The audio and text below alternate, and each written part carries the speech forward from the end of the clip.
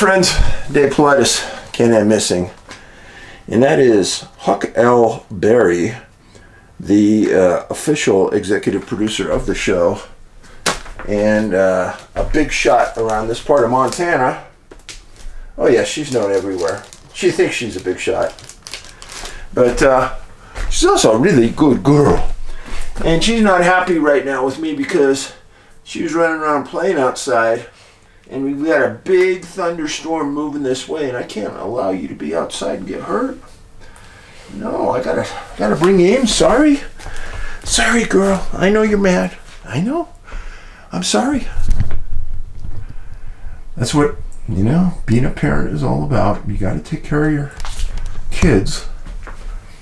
But yeah, we've had quite a few thunderstorms move through Montana in the last couple weeks. And we are very fortunate because there hasn't been, knock on wood, there's been a lot of fires. It's okay, that was me. There hasn't been a lot of lightning strike fires, thank goodness. But we've gotten a lot of water, and the rivers are at flood stage right now, so we got to be a little bit cautious. So start off the session with, I want to make it explicitly clear. The frontline rangers that you see at national parks, great people. Great people. They take the job because there's an aura about the Park Service. You're helping nature. Park Service cares about nature. You're helping people facilitate going into the outdoors. And they really don't know what's going on behind the scenes of the park management. And I get that. And those people out there are risking their lives for you at times. And this story just came out. National Park Service ranger dies after falling into a crevasse on Mount McKinley during climbing patrol. Robin Pendry has been conducting a climbing patrol before her fatal fall near 14,200 foot camp. She was way up there. A seasonal National Park Service mountaineering ranger died Thursday afternoon after falling into a crevasse on Mount McKinley, making the latest deadly incident on a treacherous Alaskan peak. The ranger has been identified as Robin Pendry of Enumclaw, Washington, according to a statement from the National Park Service. Agency officials said Pendry was conducting a climbing patrol when she suffered a fatal fall near the mountain's 14,000 foot camp at 2 p.m. local time. Pendry was actively helping to run the operations at the 14,200 foot camp alongside another ranger, according to a previous park update. NPS personnel launched an immediate rescue effort, but Pendry did not survive the fall. Investigators said the exact circumstances of the fall are under investigation. Quote, "We are heartbroken by the loss of a member of our Denali family." Denali National Park Superintendent Brooke Merrill wrote in a statement, "Our mountaineering rangers dedicate themselves to serving visitors and helping others in one of the most challenging environments in the world.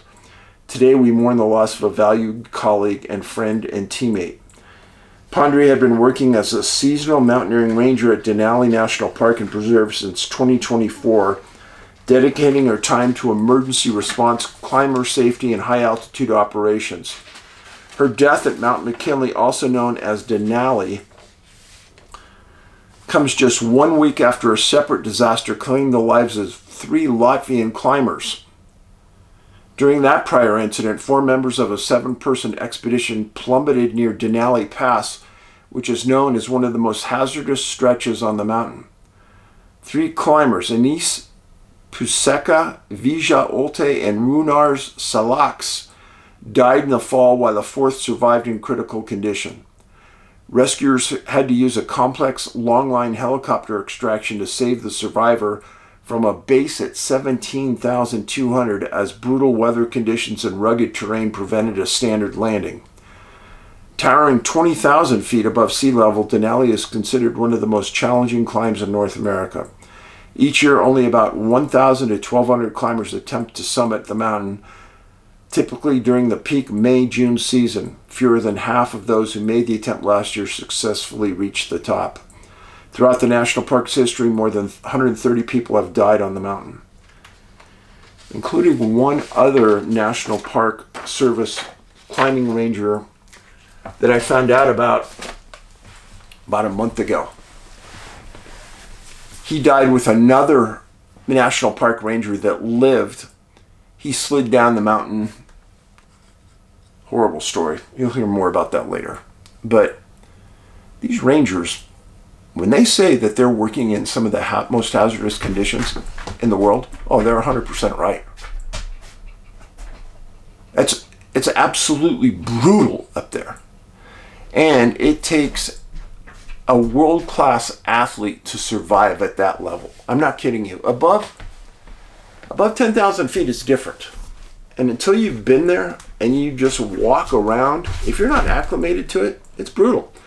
I mean, I lived in Colorado. It was above 6,000 feet where I lived. It took me a couple years to get used to it. But then when I went to 10,000 feet, it was even more different.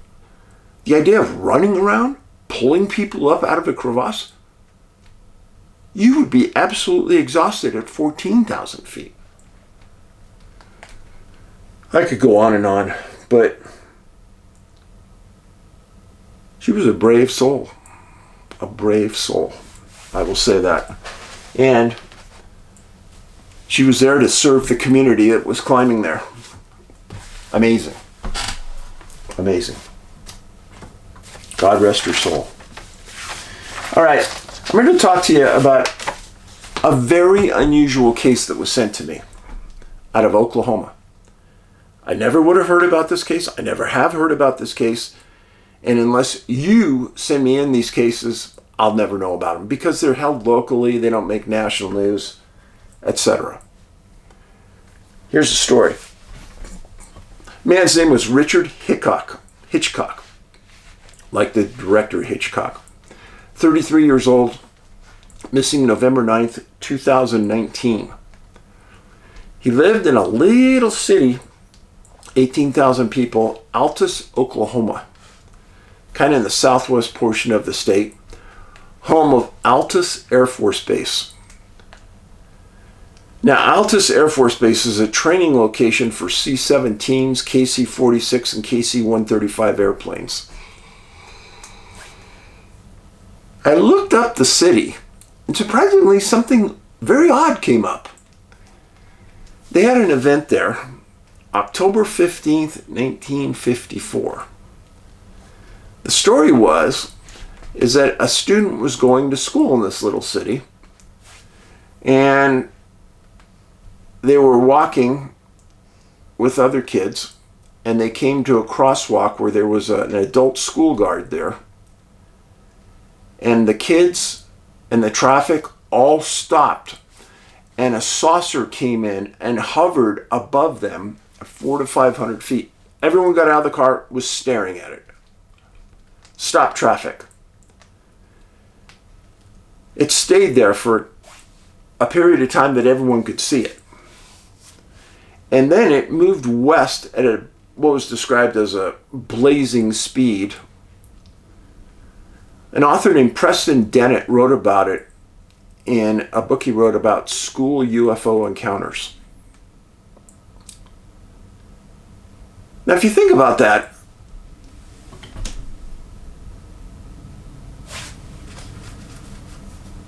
how unusual would that be? First of all, it's a daytime sighting of a UFO, hovering just above a city like that, above students.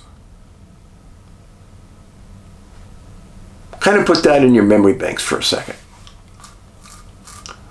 The story starts on November 8th, 2019.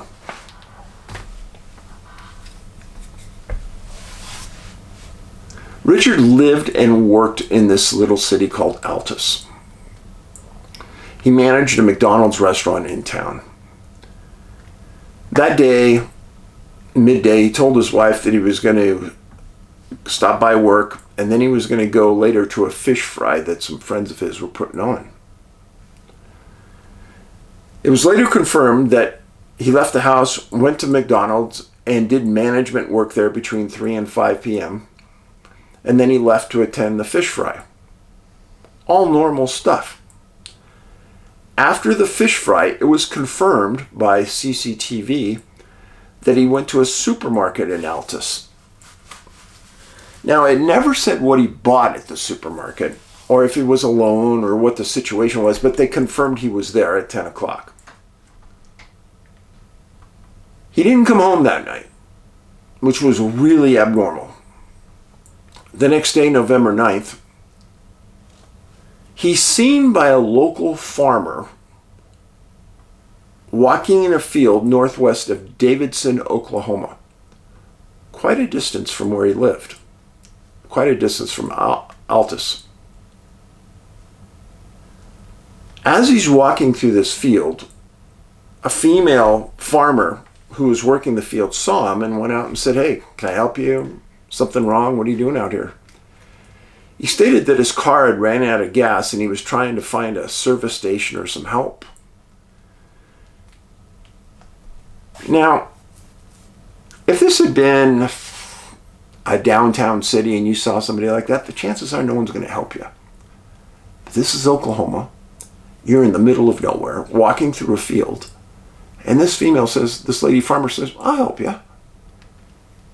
And she gives him a ride to a store in Davidson, Oklahoma, and then to another location in Granfield. And as I'm working this through the mind, it didn't explain exactly why she went to two locations, but I'm going to guess that the first stop was to get a gas can. Second stop was at the gas station. I'm just guessing. It didn't say that. I'm just thinking out loud. And then the farmer dropped him off at Highway 54 and Highway 70. And he said, "Yeah, my car's nearby." And she sees him walking southwest through a cotton field. Keep that in mind. Now, late on November 9th, Richard's wife in Altus couldn't get a hold of him on the phone, hadn't seen him in over 24 hours, wasn't at work, checked there, very unlike him. She reported him missing to the Altus Police Department. And they took his vehicle, a 2004 tan and gold Buick Rendezvous, and put that license plate in NCIC, so if it stopped, people will find or question him about what's going on. Now let me give you the overview of this. So he lived in Altus, and that's where he worked for McDonald's as a manager. Just to put this in perspective, from Altus to Tipton, it's 20 miles one way. So you kind of get an idea how far it would be that I'm going to show you where all these things happened. Now, the woman, the farmer, drops him off right here at this intersection and sees him walking southwest into the cotton field right here. This line here is the Texas border. Let me go on with this and I'll explain what happened next. Altus police requested the Oklahoma State Bureau of Investigation to get involved. Yep. The same agency that Harvey Pratt, my buddy, was the assistant director of. And his son was an agent there as well. So they start the investigation and both agencies figure out that he did go to the fish fry. Everything normal, nothing unusual. And then they confirmed through CCTV he went to the market. And then they were able to interview the farmer after they came forward. And she showed them where she dropped him off at this intersection of these two highways. And he walked into a field. Well, Altus Police and OSBI, they track his steps through the cotton field until they said they disappeared or stopped. Eventually, his vehicle was located southwest of Tipton. Now, this is the part that gets confusing, and this is the reason I made this map. So his tracks disappeared right here, in the middle of nowhere, in a cotton field. His car was found way up here, southwest of Tipton. Now, the distance from here, where he's dropped off, to here, based on this distance, has to be 25, 30 miles.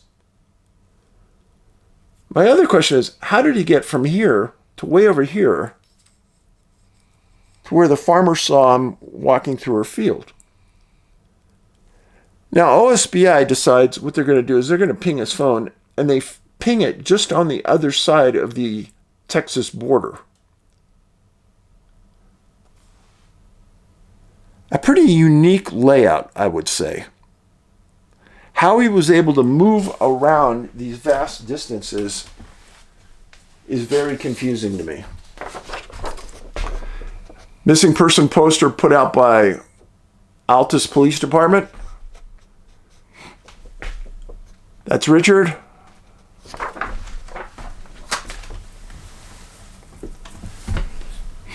Well, Richard's family got involved after the searches stopped. And his brother, Andrew, and the family rented an airplane to search that area where he went missing. It was a smart thing to do. Now, the airplane search turned up nothing. And ground searchers of law enforcement and citizens turned up nothing. And as I understand, they used a couple different canines, turned up nothing. OSBI posted a $5,000 reward. Now, the issues to me on this case, and I'm going to explain them to you in detail here because I've got an extensive follow-up to this. They pinged Richard's cell on the other side of the Texas border. How did he get there? From where he was, pretty good distance to hike through fields again. Nobody who was in contact with him reported he acted oddly or drunk. How did he end up in that middle of the field where the farmer saw him walking? Why didn't he call his wife ever after he left that day? How did the tracks stop in the middle of the cotton field? Now, what I did is because that UFO report that came up when I originally did the search on this incident about the school kids in Altus, I said, well, maybe that's telling me to pay more attention to the UFOs in this area. Right? I'm not an idiot. I'll pay attention. So, location Altus, Oklahoma, April 15th, 1961. The object, this is a report from National UFO Reporting Center. The object came from the sky, hovered, dispatched a small object. It returned and then came toward us at a high rate of speed. A large glowing circle shape. It came from our left from up in the sky and positioned itself in front of us. It was probably a quarter mile from us, still in the sky at a 45-degree angle. It hovered there. Excuse me. I can't give the exact length of time as we were all taken by what we were seeing. Then a small object came out of it and hovered beside the larger object. You could see sky between them. The smaller object then took off to the right and took a path to the ground out of sight. We were still focused on the larger object when the smaller one came back from the same path it disappeared and hovered there beside the larger one and then went inside it. By the time we had seen enough, we had been parked in a car. I was the driver with my lights still off. I turned the car around, turned my lights on, and took off away from the object. One of my friends in the back seat yelled, "It's coming." I glanced back and saw it was behind us. The next thing that happened was all lights, headlights, dash lights on my car went out. The car was still going. I was driving on a dark country road. I managed to feel the edge of the road and come to a stop. When the car stopped, the lights came back on and the object was gone. A classic Mulder and Scully X-Files report. But this was done way before their show. Many, many times when UFOs report a vehicle, electronics go haywire. Cars get turned off, lights go off, things happen just like that. This is an Altus. And you think about what happened to Richard. Huh? Oh, but that's not it, Dave. That's not it. Altus, Oklahoma, October 21st, 2015. Aura or haze around object, emitted beams, electrical or magnetic effects, possible abduction, animals reacted. On that day, I seen what appeared to be a cloud in the sky, but quickly it moved forward, leaving the cloud behind it. It was very huge.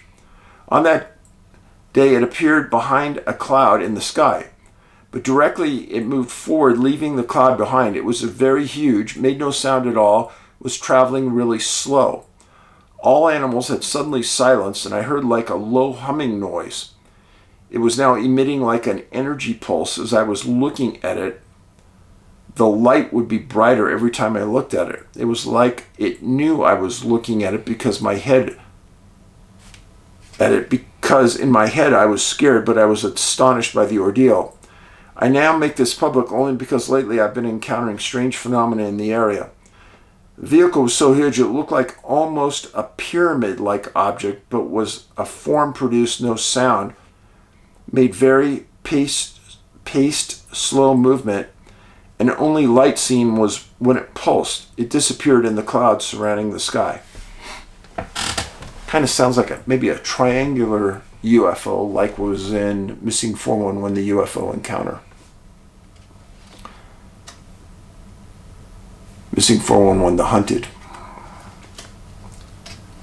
Altus, Oklahoma, March 31st, 2020. So this is only 7 months after Richard disappeared. There were 5 triangular-shaped objects with lights flying real low. They were slowly flying around in the same area. They would stop for a bit, then turn around in the same area. They were and fly back like they would reverse and turn around like a vehicle does. They would go really slow, as if they were going to land somewhere, then go back again and turn around. There were a lot of red lights like antennas around too. Then after all that, far away in the distance, it seemed like they all landed. There were a lot of different colors blinking. I've never seen anything like that in my life. Okay, so that was in Altus. Now let's go right across the border where the phone was pinged. Right across the border in a town called Vernon, Texas. August 15th, 1965. Aura or haze. Orange red light in the sky defies laws of physics. 5 of us were in a car driving around the country late at night when the object was spotted. At first we thought it was a helicopter until it started maneuvering unlike anything we had ever seen. The object was a light in the sky. The light was an orange-red color. I always thought the color looked like a window that had an oil lantern burning inside. It could fly very slow and even stop and hover. It could take off at high speed and then stop immediately. It could go straight up at very high altitudes and then stop and make a 90-degree turn. It mostly just went very slow at low altitude, like it was searching for something. It would sometimes blink off and immediately back on somewhere else, farther away. We could see for miles and miles from where we were as we watched it. We had stopped on a country road and were just watching it for maybe an hour when it came to a stop down the road we were on. The driver then said, "I'm going to catch it," and took off as fast as the car would go toward it. Then the light just blinked off and then back on right in front of us. The light just filled up the windshield and the car surrounding the area with its bright illumination. It scared us all greatly. The driver put the car in reverse well before we stopped and floored it to try to get away from it, and we finally started going backwards at high speed. The light blinked off and back on in another location. We all decided that the device was just warning us off, and we took the hint. We watched a little longer, then went home. I need to mention that the device made no noise at all, and of course it could defy the law of physics as it flew around the countryside. We could not tell anyone about this for a couple of reasons. People that reported UFOs were nuts and made fun of in those days. We looked in the newspaper the next day to see if anyone reported anything, but no news. Later in the day, Wichita Falls, Texas radio station reported the news that a truck driver reported a UFO in the Red River area. This was maybe 40 miles from where we were.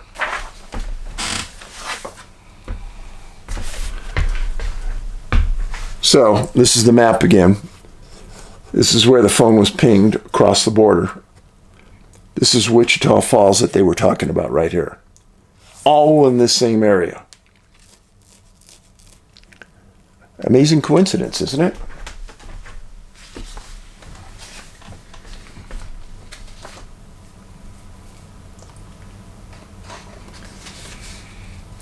November 29th, 2008. Vernon, Texas. Same location. Bright lights over the southern and southeastern skies of Vernon. We live out in the country about 17 miles southwest of Vernon. For about 2 months now, we have seen objects in the southern eastern skies. These objects could move radically, not accustomed to known craft. It has been seen that when a plane or a jet would be heading in the same direction, the object or the light would go stationary. After the plane or jet passed the light, it would continue its radical movements. It is unknown how far these objects are away, but far enough that there is no way to determine the shape or how big it is. The only description is looking like a star. Sometimes the lights change color. The flight pattern of these objects is from side to side, up and down, diagonally, sometimes in circles. If looking in the sky possibly due a distance factor, the objects move at approximate length of a foot in the sky, and the object is always bright, no flickering as a plane or jet. Vernon, Texas, March 12, 2011. Lights or object. Large green object streaks across sky. My friend and I were sitting by the lake on a very dark but clear night. We were discussing life in general when a large flash of white light interrupted our conversation. We both stopped talking, looked upward, thinking that someone had turned on a light in the home's exterior or lit a firework. But as we looked into the sky, a large green circular object streaked across a small section of the sky and disappeared. The object was bluish-green and had a glowing intensity to it. It was larger than the half moon that was present in the whole night. One of us saw it as a C shape, almost like a curved, solid side was slicing across the sky, and the green light filled the cavity behind the edge of it. I saw it as a disc with a small space in the front, very similar to the Millennium Falcon from the Star Wars films. We both know it seems crazy. Maybe not so crazy anymore, huh? But after both of us viewed the phenomenon, we sat for about 10 seconds. Then both of us asked if the other had seen the same thing. Our stories lined up. We heard a sound very similar to what made a plane breaking the sound barrier. It was also synonymous with the thud made by a large object making impact on Earth. Neither of us are fanatics about UFOs or ET life, but we aren't completely closed-minded to the possibilities of not being alone in the universe. Giddy up. I feel your pain. April 18th, 2023. Vernon, Texas. Object traveling southwest towards a rural area of the county, dark gray, triangular-shaped craft, massive area. On April 18, 2023, at about 11:45, I was sitting with a coworker in a darkened area of a property just on the outskirts of the city in a vehicle. When I blacked out my vehicle, a moment later I observed a triangular-shaped craft flying through the night sky. The object appeared to be dark gray with circular patterns on the bottom of the known craft. As I was talking with my coworker, I quickly startled him and asked him to look towards the sky. The object was in range for less than 10 to 20 seconds before it was out of sight over the darkened area. Go look at Missing 411, The Hunted movie poster. There's a triangular craft on the movie poster. There have been rumors that our government has what's called the TR-3B. TR-3B. Look that up. Google it. And at the ends of the points, there's lights. And in the middle, there's a bright red glowing dome of some type. Matches what they're saying here. There's also been a lot of reports that UFOs are seen around Air Force bases. Well, Altus Air Force Base is right there. Now, the TR-3B could be ours. But my question is, what are they doing harassing people? And in Missing 411, The Hunted, you could watch it for free on Tubi, T-U-B-I. They're almost harassing the hunters. Or were they looking to abduct the hunters? Is our government involved in the abductions? I don't know. I'm just trying to work my way through the facts, give you the best information I have.